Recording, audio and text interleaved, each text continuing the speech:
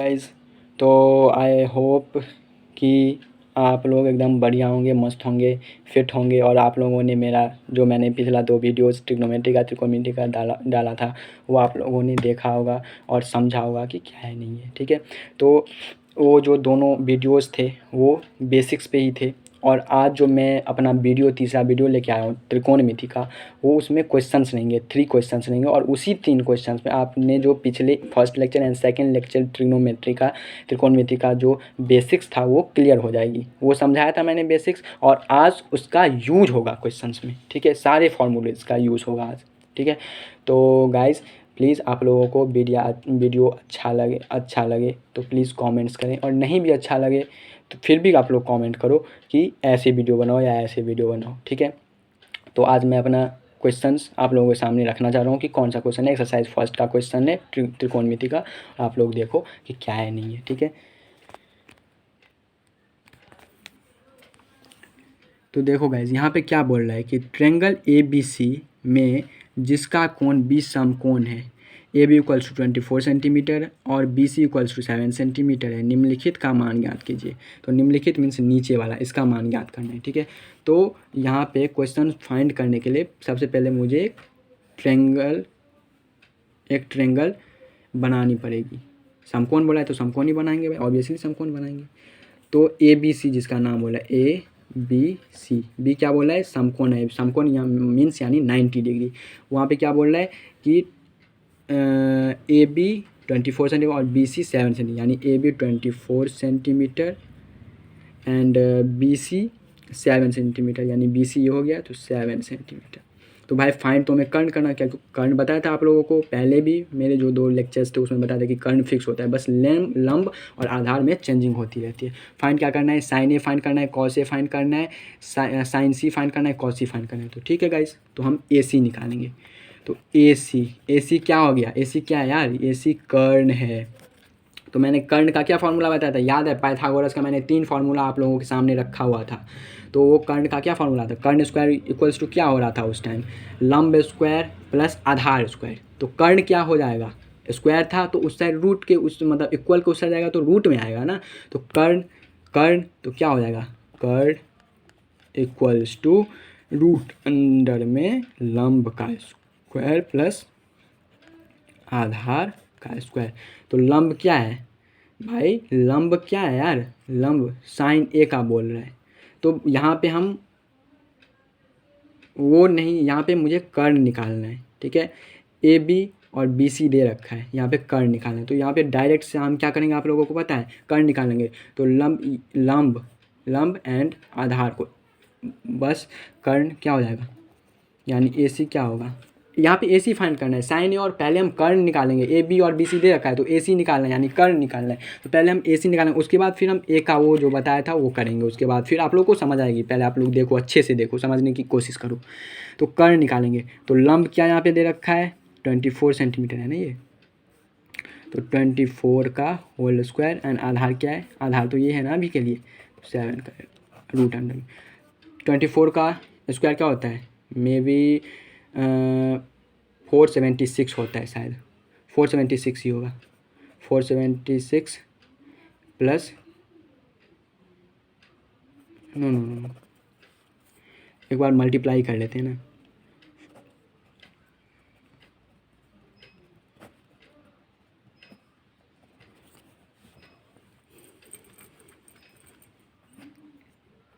Multiply करते हैं, 24 का स्क्वायर क्या होता है, 4 4 जा 6, 4 4 16 का 6, हाथ में 4 दूनी 8 ठीक 9, 4 दूनी 8 एंड 2 2 जा 4, मैंने 2 दूनी 4, तो 6 9 8 17 का 7, हाथ में 1 एंड 4 1 5, 576 होता है। मैंने 476 दे दिया था, 576 प्लस 7 7 49 रूट अंडर में। अब ऐड करो, 9 6 15 के 5, हाथ में 1, 7 4 7 3 10 11 12 का 2, हाथ में 1 5 1 6, ठीक 625। तो इसका आप लोगों को अब वर्गमूल पता होगा, यानी स्क्वायर रूट पता होगा, इसका 25 होता है। तो कर्ण क्या निकल गया, 25 सेंटीमीटर। और मैंने आप लोगों को क्या बताया था कि कर्ण भाई सबसे बड़ी भुजा होती है। तो 24, ये देख लो ना, यहीं पे क्लियर हो जाए, 24 और ये 7, इस दोनों से तो बड़ी है ना 25 सेंटीमीटर, समझ गई बात। अब यहाँ पे मुझे क्या अब ये तीनों निकल गया, फाइंड साइन ए करना है।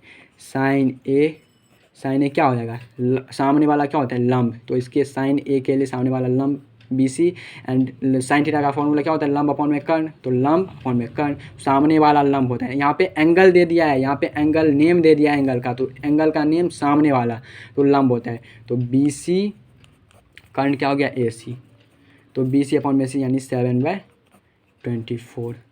इसी तरह से दूसरा क्या दे रखा है कॉस ए, कॉस ए का क्या होता है, कॉस ए का भी लंब यही होगा, बट कॉस थीटा क्या होता है आधार बाई कर्ण, तो लंब तो ये हो गया, तो बचा कर्ण तो फिक्स रहता है, बचा ये आधार, तो आधार बाई लंब यानी ए बी अपॉन में ए सी। तो ए बी कितना देखा 24 सेंटीमीटर अपॉन में 25। समझ गए बात। अब साइन सी और कॉस सी भी फाइंड करना है यार। साइन सी यहीं पे कर दे रहा हूँ, अच्छे से देखो साइन सी, तो साइन सी के लिए लंब क्या होगा, ये लंब हो जाएगा, कर्ण फिक्स ही है, आधार का कोई वैल्यू ही नहीं है, साइन थीटा लंब बाय कर्ण। ये बार बार फॉर्मूला रिपीट करने का मेरा मतलब मकसद यही है कि आप लोग समझ पाए। तो लंब बाय कर्ण यानी लंब ए बी बाई ए सी, तो 24 बाय, देख रहे हो ना यहाँ पे चेंज हो गया भाई, नेम चेंज होगा ना, एंगल का वैल्यू चेंज होगा। और कॉस सी भी फाइंड करना है, कॉस सी क्या हो जाएगा, इसके लिए लंब ये होगा, तो भाई आधार ये हो जाएगा, कर्ण तो फिक्स रहता है, आधार बाई कर्ण, तो यानी बी सी अपॉन में ए सी यानी 7/25। समझ गए बात, यही चारों बोला था निकालने, ये चारों आंसर है। ठीक है, तो क्लियर हो गया। सबसे पहले क्या बोला था कि कोण बी समकोण, मैंने एक ट्रायंगल बनाया उसमें कोण बी, रेक्टेंगल बनाया सॉरी, उसमें कोण बी समकोण है, समकोण बोल रहा था 90 डिग्री, जब भी बोला तो समकोण बोला तो 90 डिग्री रेक्टेंगल है। ए बी जिसमें 24, बी सी, तो मैंने ए सी फाइंड करा कर्ण वाले फार्मूले से, कर्ण वाला फार्मूला निकाल के 25 आया, बस यहाँ पे पुट करा। उसके बाद मैंने बताया था कि कर्ण सबसे बड़ी भुजा होती है, वहाँ पे निकल देख भी लिया आप लोग, एंड उसके बाद sign A cos A sign C cos C find कर लिया। ठीक है गाइस, तो आप लोगों को समझ आ गई बात। अब दूसरा क्वेश्चन क्या बोला है देखो, यदि साइन ए 3/4 तो कॉस ए और टेन ए का मान परिकलित कीजिए, यानी परिकलित मीन्स निकालिए, एक ही बात हुआ। तो साइन ए दे रखा है मुझे निकालना क्या है कॉस ए और टेन ए, भाई डायरेक्ट से निकालो ना, यहाँ पे साइन ए क्या दे रखा है। तो दूसरा जो क्वेश्चन था उसमें साइन ए दे रखा है 3/4, फाइंड क्या करना है कॉस ए, फाइंड ये करना है ना, कॉस ए और टेन ए फाइंड करना है, कॉस ए और टेन ए। तो साइन का क्या फार्मूला होता है, साइन का फार्मूला क्या होता है, सबसे पहले आप ये बताओ, लंब बाय कर्ण, लंब बाय कर्ण फार्मूला होता है ना साइन का। तो सबसे पहले आप एक रेक्टेंगल बनाओ, ये समकोण हुआ। अब ए बी सी, यहाँ पे अब साइन का क्या होता है लंब बाय कर्ण, तो लंब क्या हो गया 3, कर्ण क्या हो गया 4। समझ गए ना, सामने वाला लंब तो लंब ए है ना, तो बी सी लंब कर्ण, ये निकालना क्या है सबसे पहले ये फाइंड करना है। तो ये कैसे हम फाइंड करेंगे, तो ये क्या हो गया, ये कर्ण है, ये लंब है, तो ये आधार हो गया। तो आधार का फॉर्मूला क्या होता था पाइथागोरस में, आधार का होता था रूट अंडर में कर्ण का स्क्वायर माइनस लंब का स्क्वायर, कर्ण आधार स्क्वायर इक्वल्स टू लंब स्क्वायर, कर्ण स्क्वायर माइनस लंब स्क्वायर। तो भाई आधार फाइंड करना है, आधार स्क्वायर थोड़ी फाइंड करना है, आधार फाइंड करना है ना। तो रूट अंडर में कर्ण स्क्वायर माइनस लंब स्क्वायर, तो कर्ण स्क्वायर क्या है बड़ा माइनस छोटा, तो 4 चौक एक ही बार 4 का स्क्वायर माइनस 3 का स्क्वायर, 16 माइनस 9, समझ गए ना, 16 माइनस 9 रूट 7, तो ये क्या आ गया रूट 7।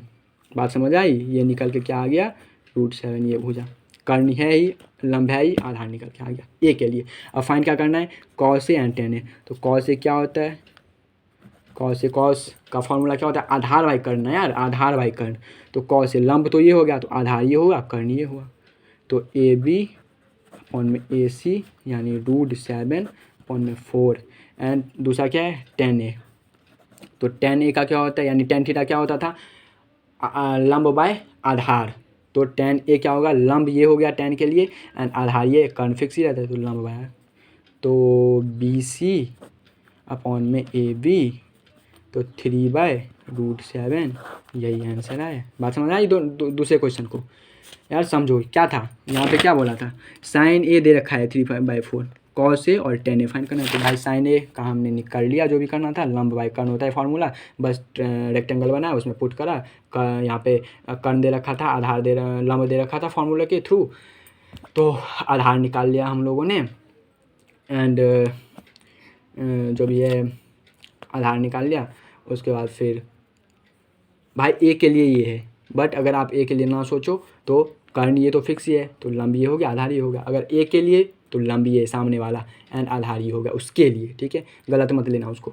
आधार क्या होता था, आधार स्क्वायर कर्ण स्क्वायर माइनस लंब स्क्वायर होता था, तो आधार निकालना था तो रूट अंडर कर्ण स्क्वायर माइनस लंब स्क्वायर, बस फार्मूले से ही पुट करा, कॉस और टेन का वैल्यू निकाले।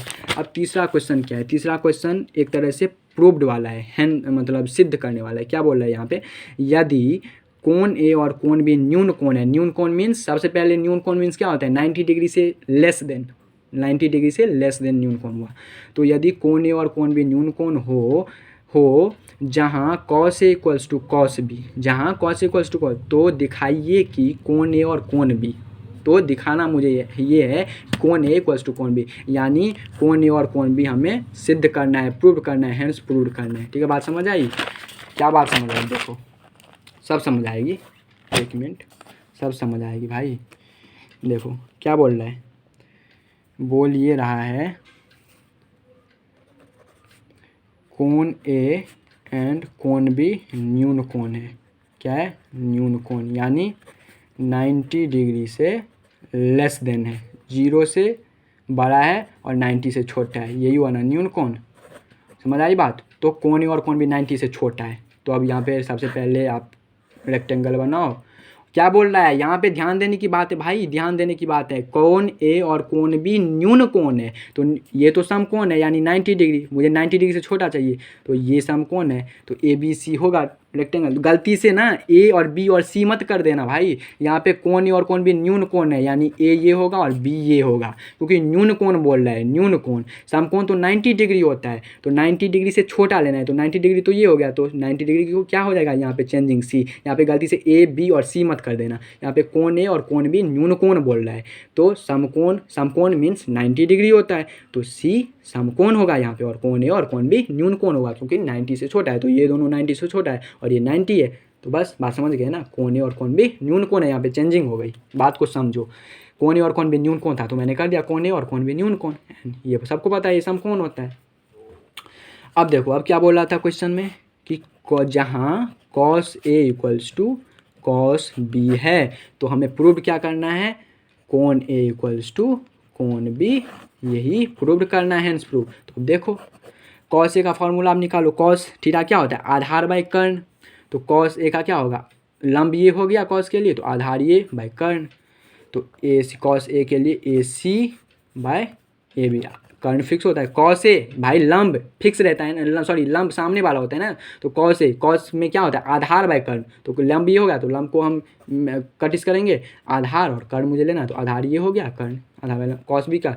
अब इसके लिए कॉस बी के लिए आधार बाय कर्ण क्या होगा, तो इसके लिए तो पता चल गया कि लंब ये है, तो आधार ये बच गया एंड कर्ण फिक्स ही रहता है। कॉस बी के लिए सामने वाला लंब होगा, तो ये अगर लंब हो जाएगा तो बचा क्या, कर्ण फिक्स ही रहता है, आधार ये हो गया, तो आधार बाय कर्ण, तो कॉस बी के लिए क्या हो जाएगा, बी सी अपॉन में ए बी। अब देखो क्रॉस मल्टीप्लिकेशन करो, जिसे हम तिर्यक गुना भी बोलते हैं, क्रॉस मल्टीप्लिकेशन करेंगे तो A C multiply A B and A B multiply B C. अब किसी एक चीज़ को पुट करो, यहाँ पे ए बी और बी ए बी कटेगा, सबको पता है, तो अगर हम करें तो ए सी को अगर हम फ्री करें तो A B multiply B C upon में, ये मल्टीप्लाई में तो इसे डिवाइड में आएगा ए बी।